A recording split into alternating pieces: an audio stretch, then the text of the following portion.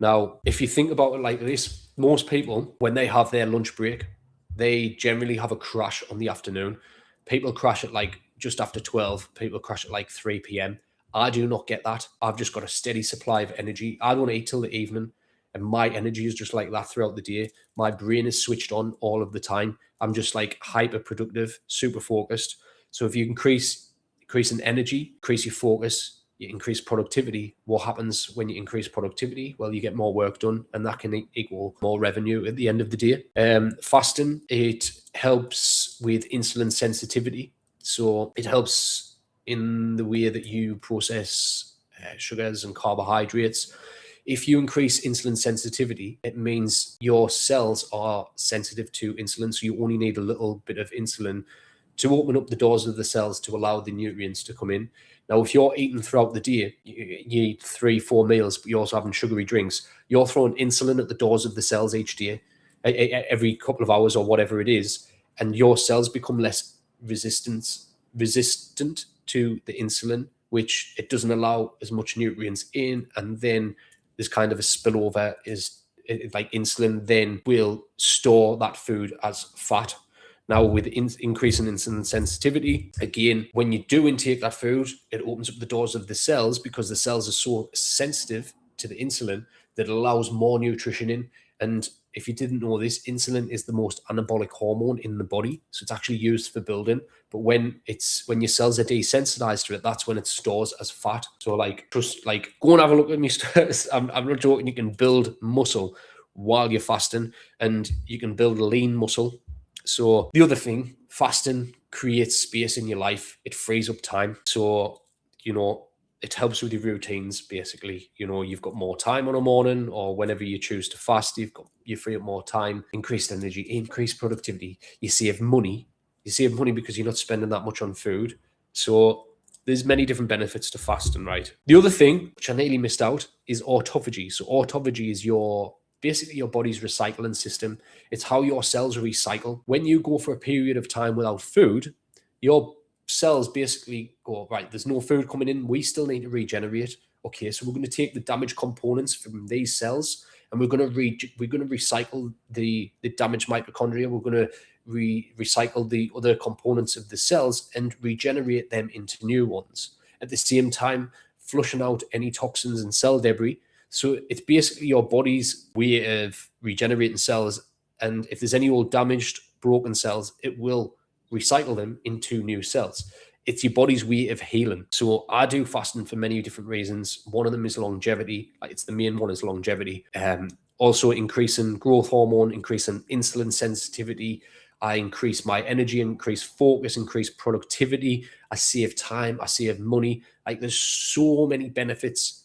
So many benefits to fasting. The other one, which I'll explain as well. So again, going into that cellular health and becoming what's quite the superhuman, is the more that you fast, right? The more. So let's just start again.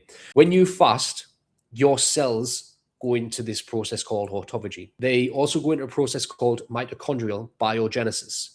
Now, what that means is the mitochondria of the cells get better at producing ATP, which then produce energy. So look at the mitochondria of the cell as the kind of factory, the power plant of the cell. Now, when you go for periods of time without food, your cells basically say, well, we need to get better at producing energy so that next time there's no food around, we can produce more energy. And so that process, mitochondrial biogenesis, as you keep doing that over time, your cells, so that, what doesn't kill us makes us stronger, your cells get better at doing the things that they need to do to perform the actions that they need to do, provide energy. So the ATP, basically, the mitochondria will produce more energy.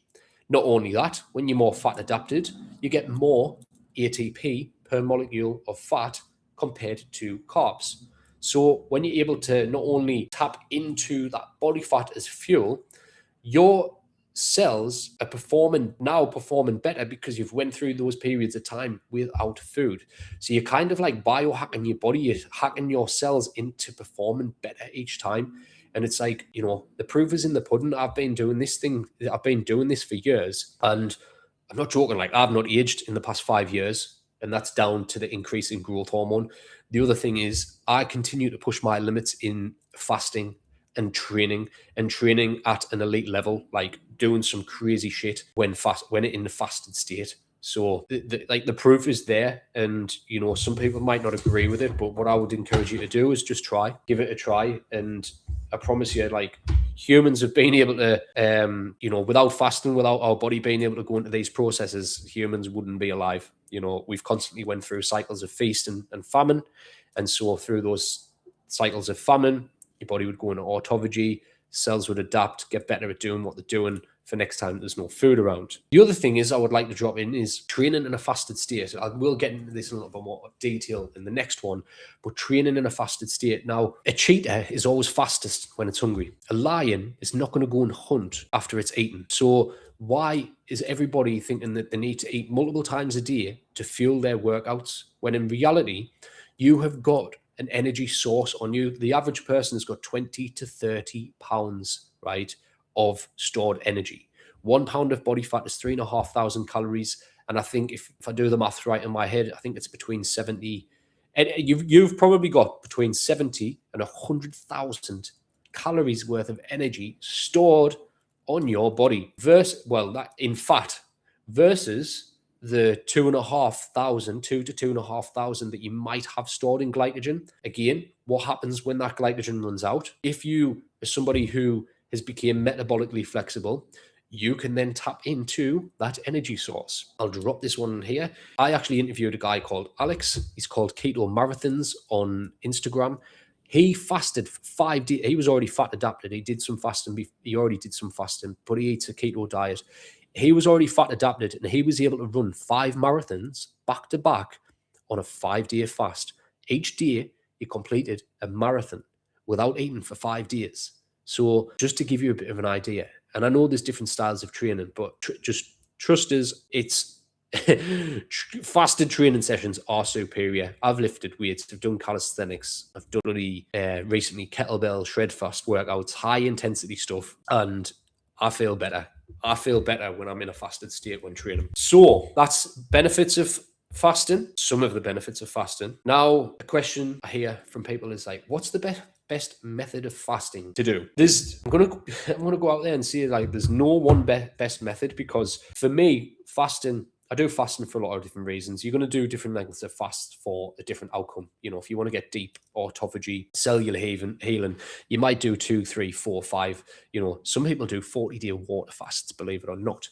Now, what I would say there's no single best kind of standard intermittent fasting method. What you want to do is pick one that is sustainable for you.